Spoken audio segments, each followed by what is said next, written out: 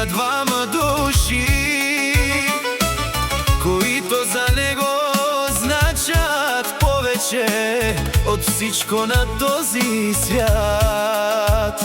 Неговите родители Георги писа. Тате Георги, мамо писа, искам да знаете едно: обичам ви страшно много.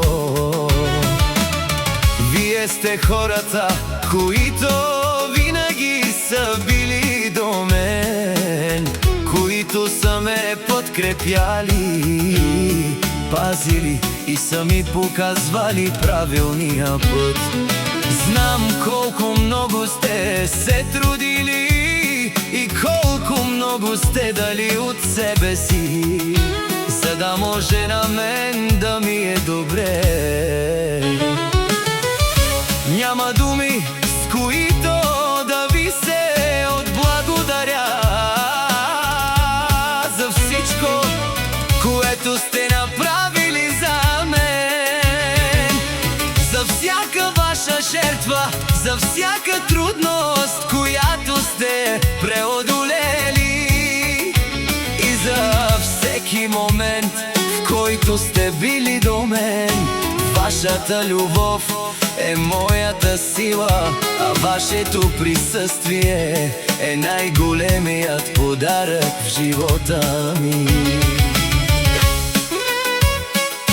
Мамо писа, тате Георги, пожелавам ви преди всичко да сте живи, здрави и щастливи, да имате сили, спокойствие и още много години заедно с мен.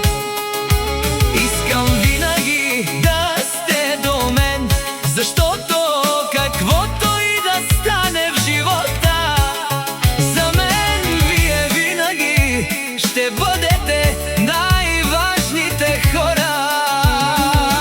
Аз може да порасна, може да тръгна по своя път, но никога няма да забравя откъде съм тръгнал и кой е бил до мен в трудните моменти. Вие сте моето семейство, моят гръб и моето най-голямо богатство.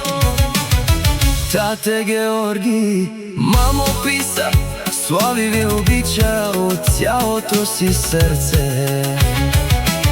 Бъдете ми живи и здрави, пазете се и винаги бъдете до мен, както аз винаги ще бъда до вас.